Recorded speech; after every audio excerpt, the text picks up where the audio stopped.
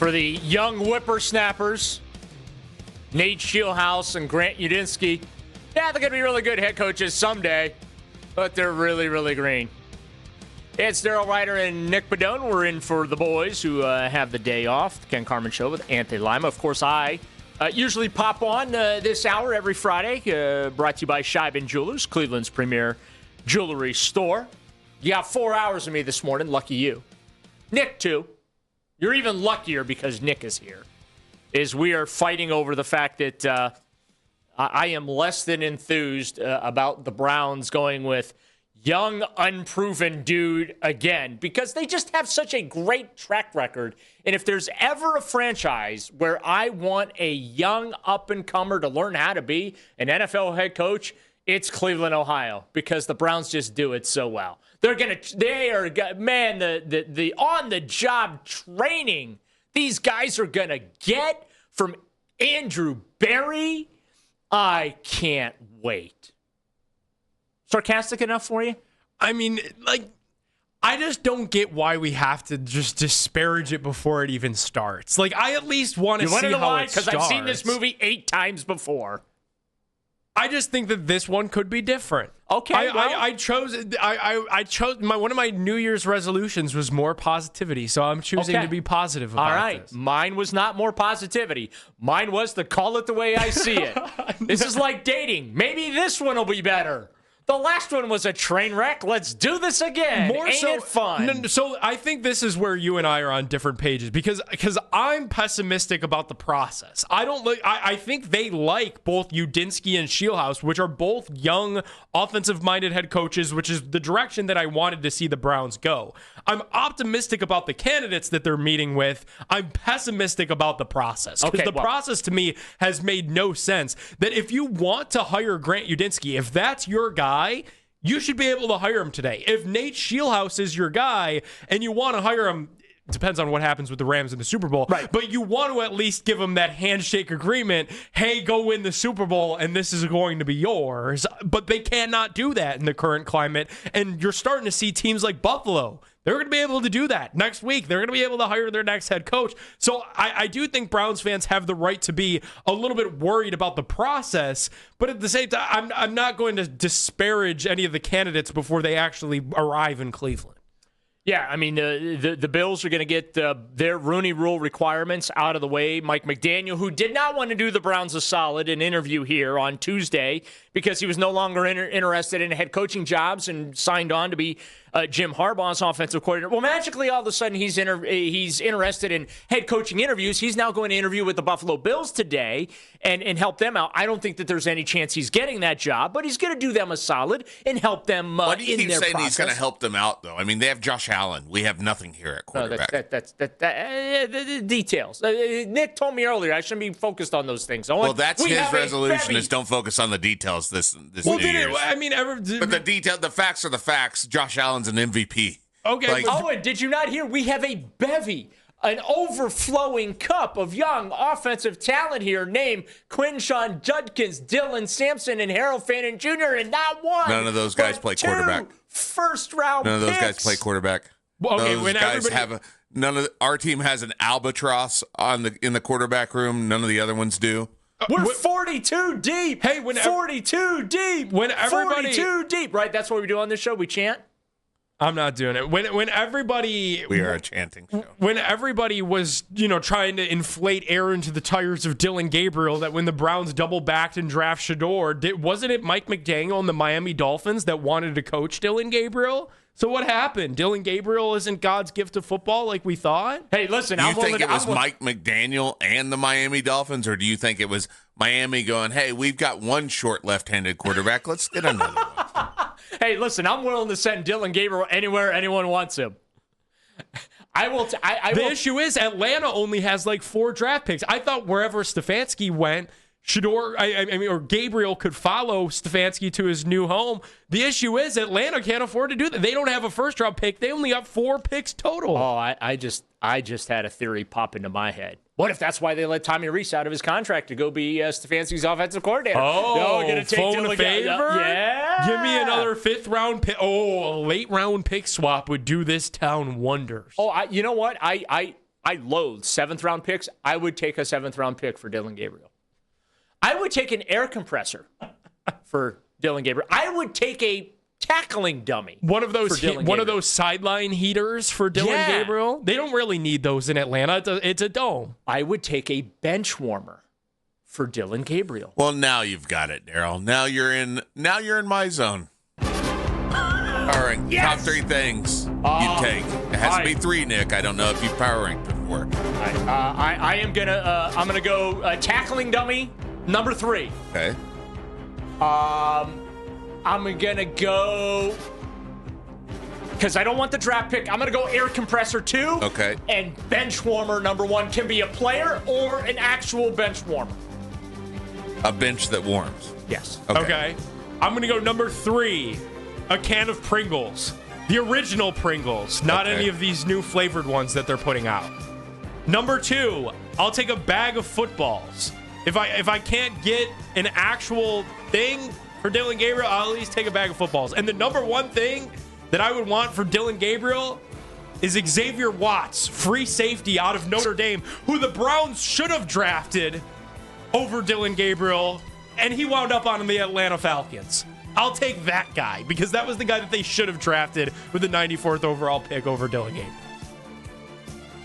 All right, it's come to that. You did it. We're willing to trade for inanimate objects. I was going to take chicken wings from Magic City, but hey, you guys do your thing. I'll do mine. We'll take a free night at Magic City. How about that? By the way, there's a documentary on that place somewhere.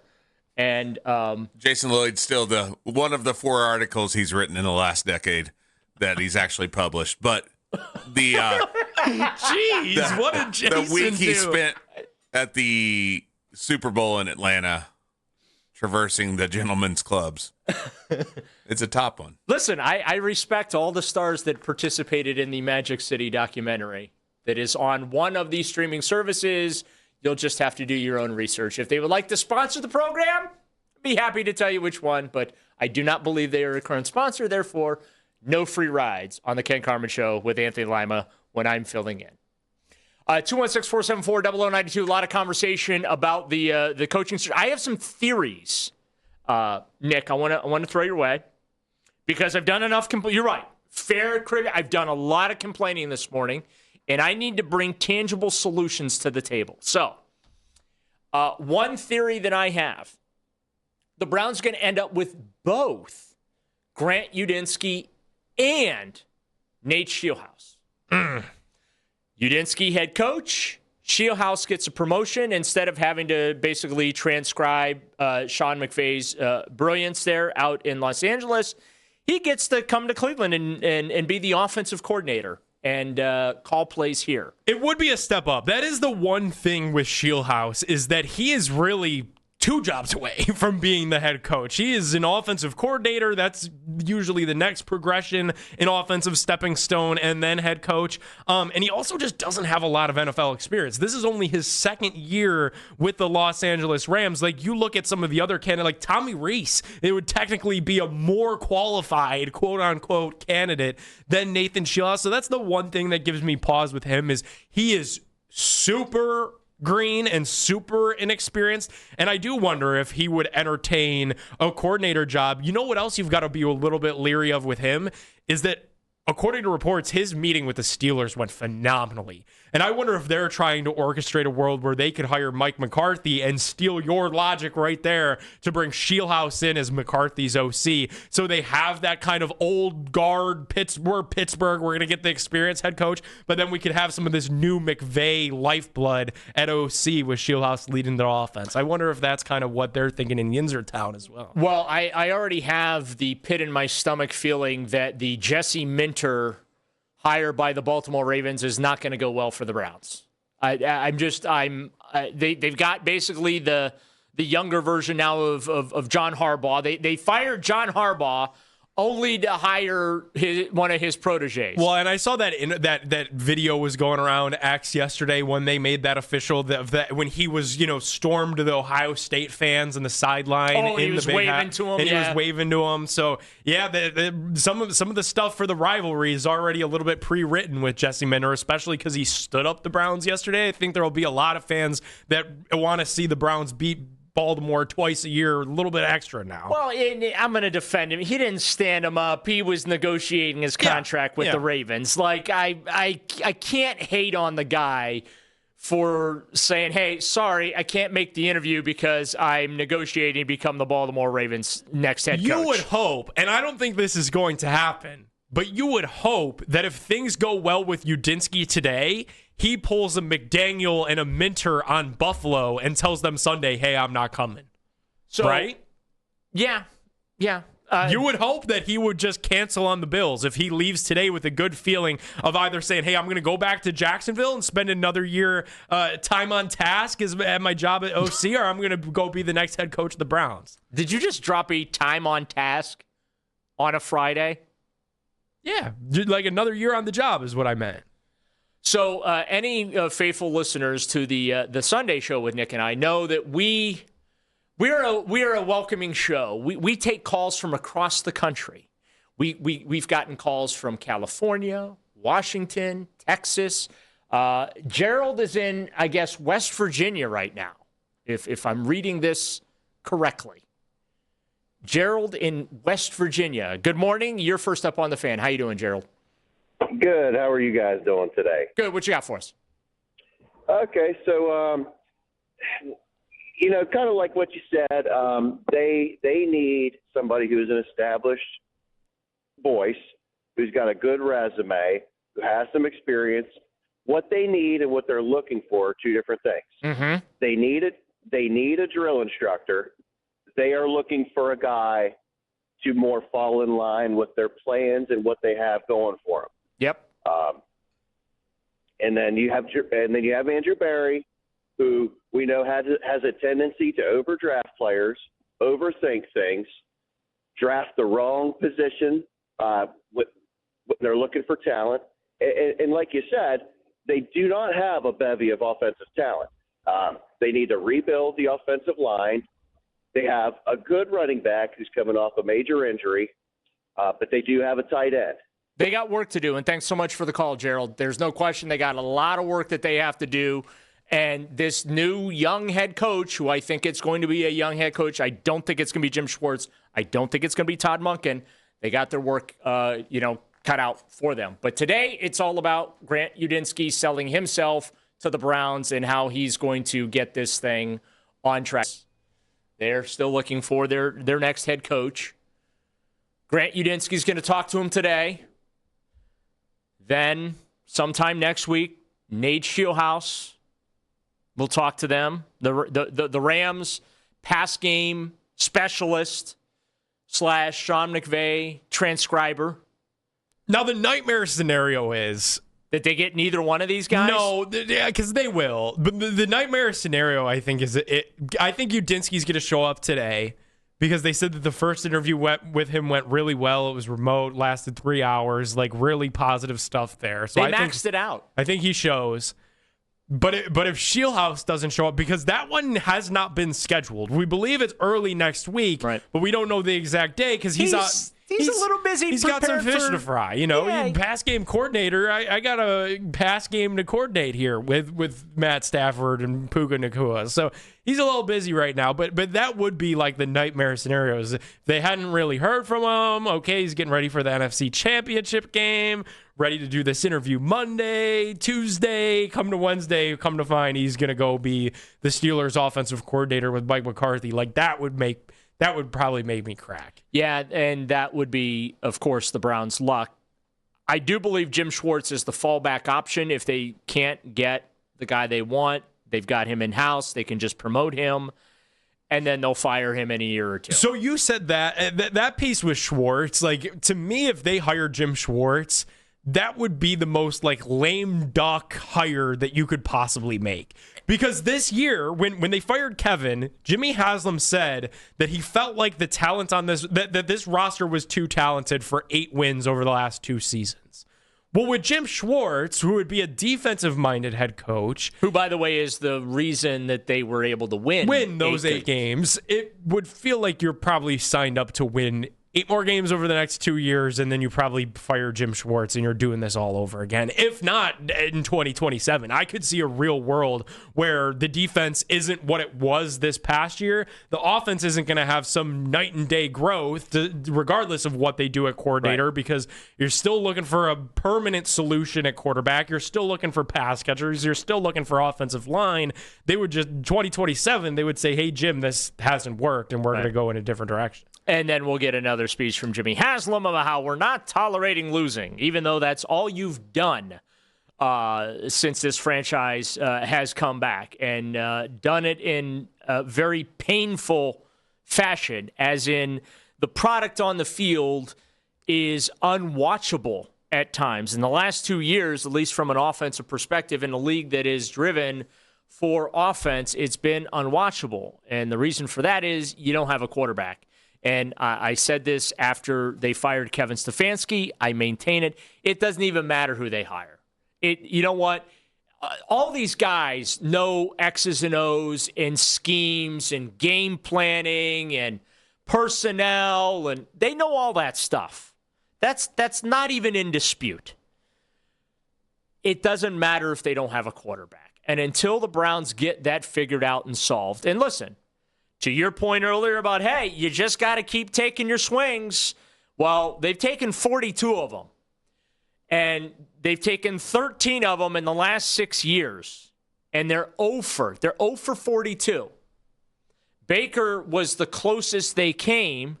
Here's the sad stat of Baker Mayfield's tenure with the Browns. And that is this.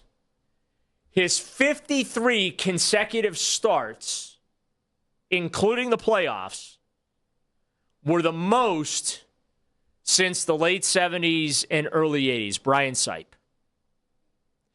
Okay, so we can't even get to, can you play at the Josh Allen, Lamar Jackson, Patrick Mahomes level, Joe Burrow level.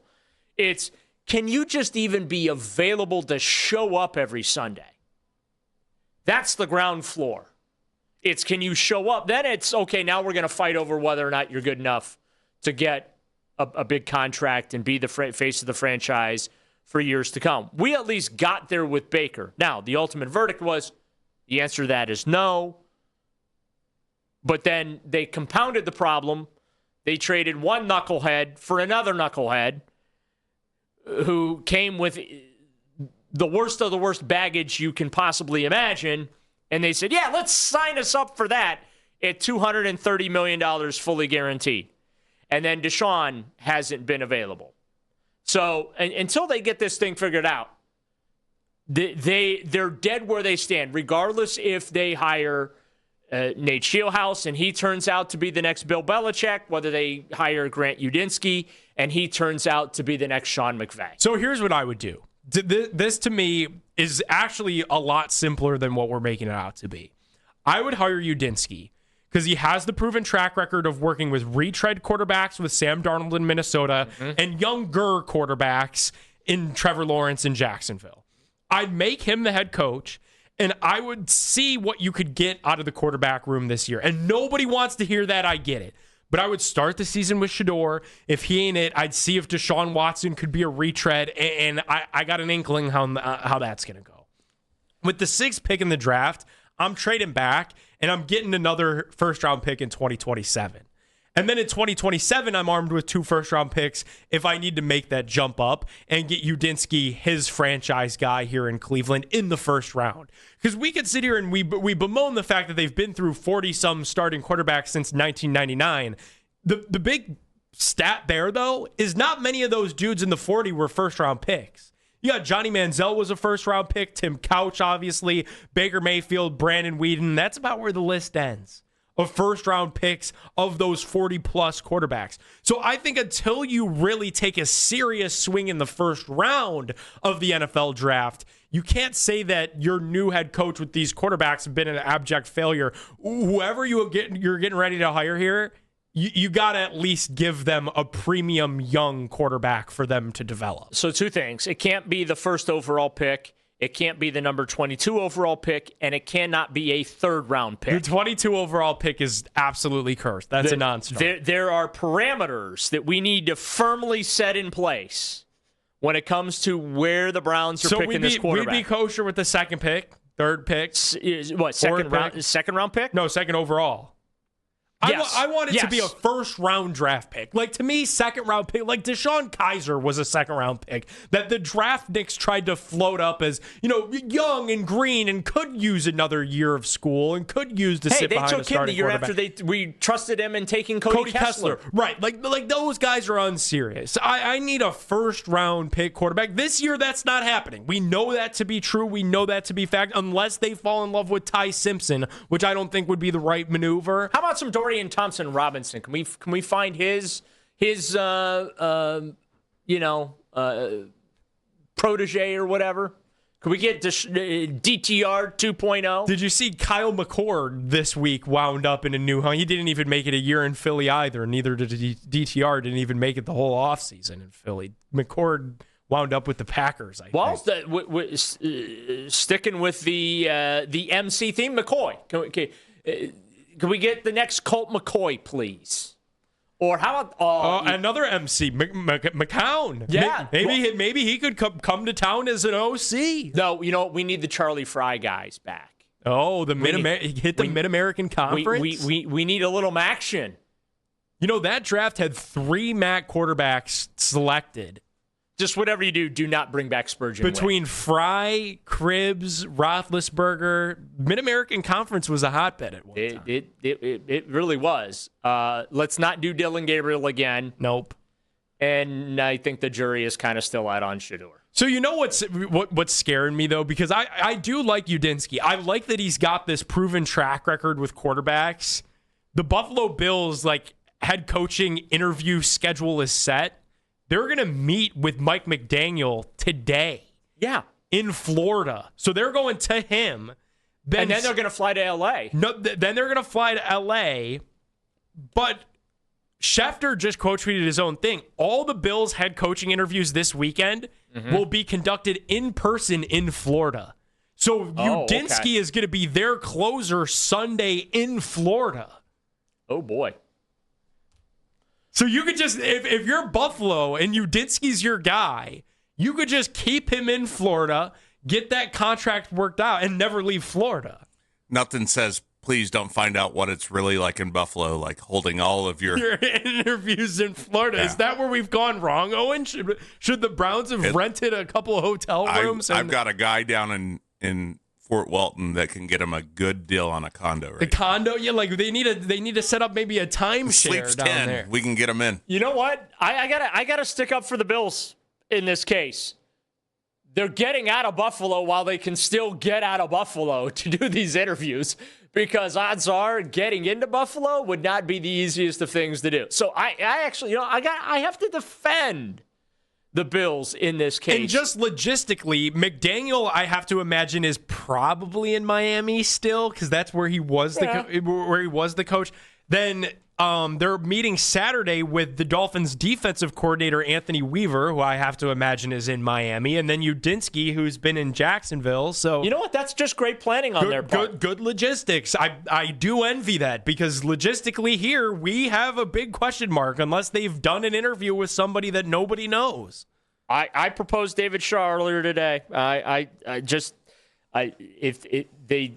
They are being respectful of the Rooney Rule. They are trying to abide by the spirit of the Rooney Rule. They're not looking to make a mockery of it like the Dolphins did and some other teams. The Falcons have done. But I think with every fleeting moment that they don't announce, like a JT Barrett or a Webb, for one of these interviews, like the thought that they've met with somebody behind closed doors, and whether it be a college coach or somebody that just announcing doesn't. It's the agents. The agents are typically, the league sources are usually the ones that make it known to the NFL insiders who is going where to interview where. But every moment that doesn't happen, where we don't get word, it kind of leads me to believe, well, what's going on? Like, maybe they already did it. Like, it's Friday. There's a part of me. Okay, if we go through the weekend, if we do our Sunday show, Nick. Yep. And we get to the championship games. The championship games. We wake up Monday morning and there's been no other interview announcements other than what we already know. All right?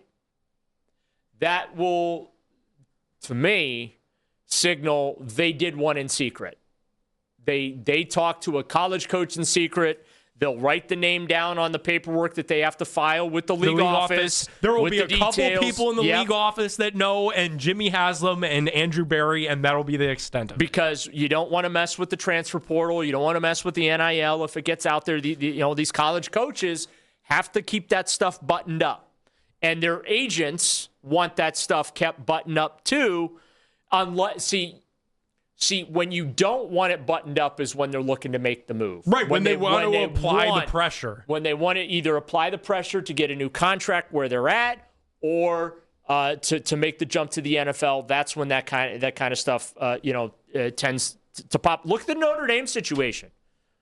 Like, I kind of felt like Marcus Freeman wanted to make the jump for a moment. There was a part of me that was thinking, he's totally preparing himself to make the jump when he put out there. I think it was on X. He put out the run it back or whatever with the shamrock and all that. I was like, I don't know that I 100% buy this. And then he had the press conference where he's like, I'm staying at Notre Dame. I'm committed to the Fighting Irish and all that kind of stuff. I'm like, but are you really committed? Right. I wasn't completely sold on that situation. Listen, Steve Sarkisian as well is another fascinating one, because remember that report came out months ago that he'd be interested in coaching the Titans, like right after they fired Callahan down there, and then you just never really heard of that name ever again. He quickly stomped it out and said, that's not true, I'm committed to Texas, but that never resurfaced ever again. All I know is you and I have not been invited to fly down to Florida to talk to folks about these NFL. Yeah, and you know what? Check on your phone. You might get it. And you know what? Checking now. I haven't still withdrawn nothing. my name, though, is the thing. I am still available, and I don't even have an agent, so they can just reach me directly. Yeah, I'm checking my phone right now. Head down. Maybe just head down and see if they'll. I was there last weekend. I didn't see anybody down there. You know what? Find the hotel that they're going to stay at, and park yourself there at the bar, and maybe you can at least get around on them.